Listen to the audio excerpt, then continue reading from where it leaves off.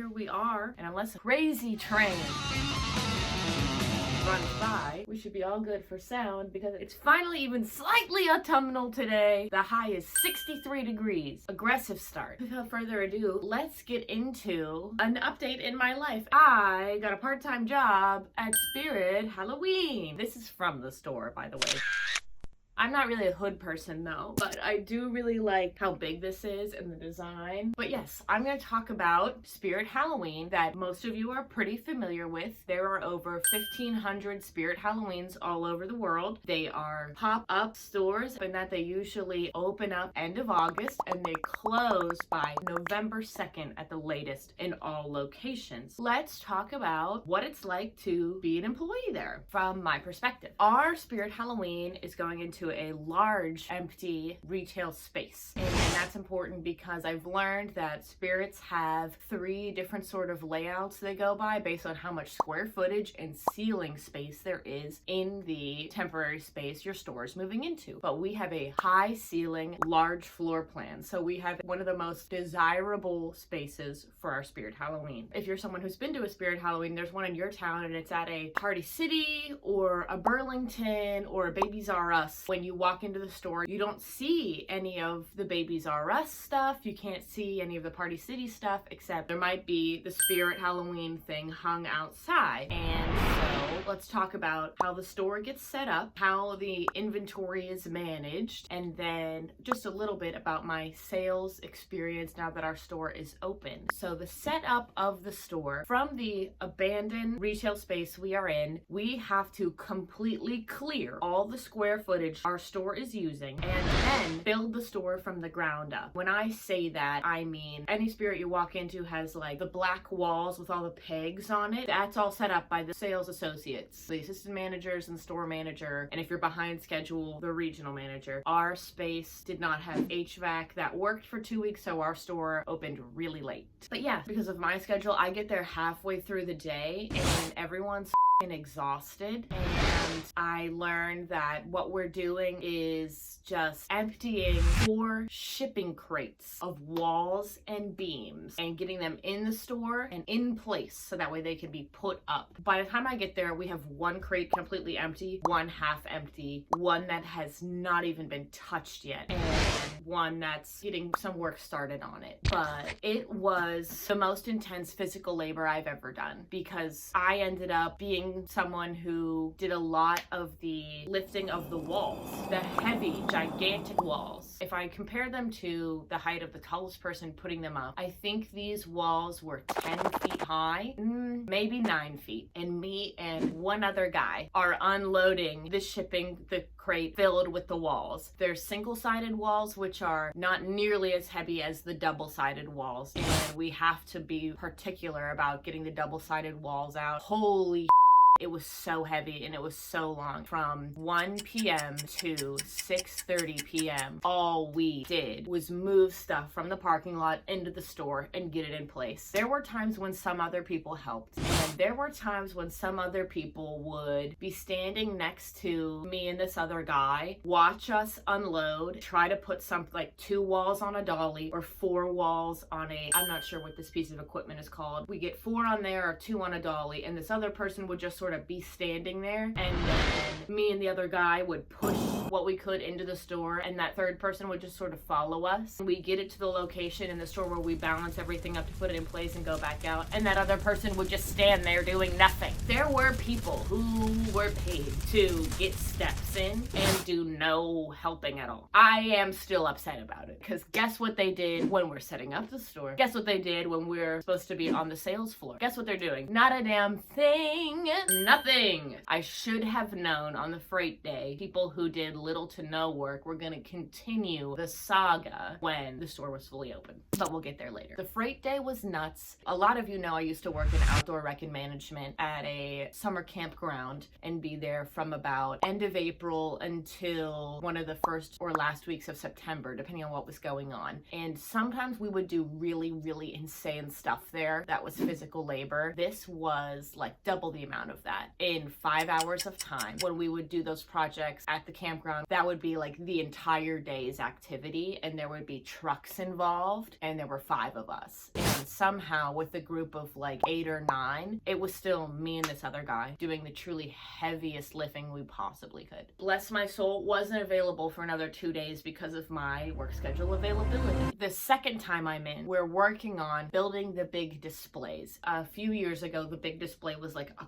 carnival sort of situation where there was like the Corpse Bride, Emily and Victor, and then there were clowns, and then, you know, Haunted Scarecrow and La Llorona and all the stuff. And they're all around this like big top theme. And this year our theme was abandoned subway. And so we had to build with this like book of instructions on how to fold, cut, and weave together all this pre-printed cardboard, this subway entranceway, the subway platforms, and the subway car. I did not build the car. The car took a long time, and one of my buddies at the store, he worked on that day in and day out, and he did an excellent job. But I was there to help build the front display of the subway with the sign hung up, and then there's a side platform. I built that single-handedly, I hate to say it, and then other things going around that. When I got there that first day, I again showed up halfway through the middle of the workday, and there were 5 people there working on building the frame and the top of the subway thing and getting the sign on it, and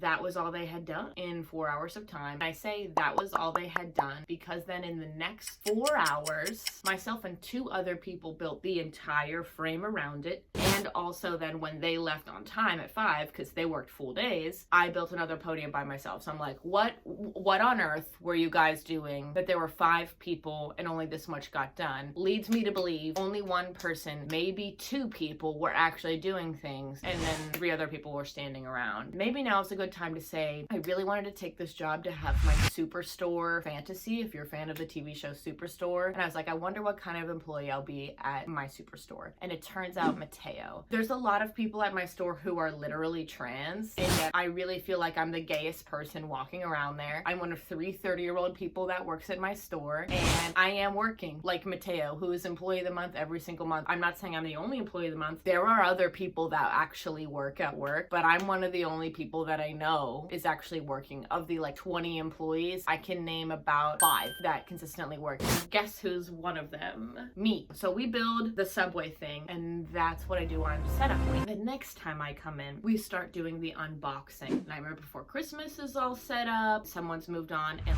Ghostbuster stuff is set up. Back walls are kind of starting to get things on them. People are opening boxes that are labeled for specific areas of the store. And one of my besties is just opening all the boxes labeled animatronic to find out how many of each animatronic we have been sent. Bless her heart, because she has to then lift all the animatronics upright only out of all those boxes by herself. One of my friends is building the humongous fog and outdoor lighting display towards like the central back. I get there and I'm like, I'm here to help. I'm excited to be here. What can I do? And my boss says, you're on Christmas. And I'm like, what? And she goes, all those unlabeled boxes in the middle of the store need to be opened, find out what's in them, and then put in the correct area of the store. And I'm like, oh. So with some more details, all of the stuff from our store that's not labeled new merchandise is from a store in Rochester, New York that's not opening this year, or they're going to a different location and they're able to get other things. So we get all the stuff that did not sell in Rochester, New York. That day I got 12,000 steps at work alone. Just open box, fill shopping cart, do a lap, and then put this in the girls section, put this in the impulse section, put this on the pirate wall. And let me tell you what people did not buy at Rochester, New York last year. No one was buying press-on nails. No one was buying the makeup face decals. No one was a pirate. No little boys went trick-or-treating. There were so many little boy costumes. Oh, and then like there was a lot of miscellaneous licensing. There's 3 walls in our store that's miscellaneous licensed, meaning we don't have a Disney princess wall. We don't have we have a Super Mario wall. We don't have a Fall Guys wall. So it just goes on like one wall of all the adult licensed stuff, of all the Disney characters, Nickelodeon characters that aren't SpongeBob, and then the girls section and the boys section has them too. So that was, I'd say, a handful of other stuff. So that's what I did for an entire thing, and I got through 42 of those miscellaneous SKU Christmas boxes. That was was a long day, but it was a fun day. I learned that day, I'm talking a lot here, but this was something that I thought was very interesting about Spirit. It took me a while. I continually had to ask one of my friends who, this is their 4th season at Spirit, hey, how do I figure out where this is? And he said, there's 2 things you should look at on a package in order to figure out what area of the store it might go in. If it doesn't give you some clues, like it doesn't say like vampire cape. First, look at the age. If it's 8 and up, it's kids. If it's 3 and up, it's toddler, although those basically always have a picture of a baby on it. And if it's 14 or 15 and up, it's adult. Right, you'll know it's either on the left side of the store or the right side of the store. And then the color of the label will also tell you about the color story. If it's purple, it's girls. If it's pink, it's women's. If it's blue, it's boys. If it's black or red or yellow, it's either generic or yellow is men's humor. Anything that's vampire section has like a gray woods, or anything that's witch has like purple smoke. And that's how you can figure out, are these tights on the hosiery wall or are they meant for the punk rock section? That's how you figure it out based on like the font and the label. You know where things go. It took me a little too long to realize that, but I'm really happy my homie was there to teach me about the store, and that really helped me get set up for success. The final shift I had before opening was everyone's just putting things on their walls, getting stuff out, because in 2 days we are opening. Our regional manager is there and my manager is there, so I'm like, oh, we're rushing to get this stuff done. And they say, can you start from about middle adult classics and then work your way back? And I go, sure. And adult classics is when the licensed sort of things get turned into more generic stuff, and then you push back to the classic skeletons, vampires, witches, clown. I'd say clown is the other one that's our back wall. I do the 80s wall. I did the Western cowboy Yellowstone area. I did female horror, aka redneck is actually what it's labeled as on the store map, but it's like the balls deep towing, and that made me want to die, but I did it, okay? And then I did the pirate wall. It took me a long time. I'm gonna throw one of my other boys up the bus there. One of them came in at 3 o'clock, maybe 4 o'clock. I'm doing my best here. She's there until 5:30. She's doing gangster and steampunk. Gosh golly gee, she's taken a long time to do it. At one point, our regional manager takes away her phone, and then someone else comes over and says, hey sweetie, you started your wall too far over. You have to start the whole thing over again. And she like has a mental breakdown, but she figures it out. I say that because by 5, when our regional manager says the workday's about to be over, but if you can stay an extra hour, extra 90 minutes, that would make all the difference. You know, she leaving. But that wall was maybe not even halfway done. And that was shocking because at that point, I had gotten to a point in the day where I realized if there's not something on your planogram, the map for how the wall is supposed to look, then you just have to make it fit anyway. So I'm like, oh, all of this pirate jewelry that's not labeled, these parrots not labeled, these different sorts of blades from Rochester, New York, because I put them there 2 days ago. They have to get on the wall somehow. And I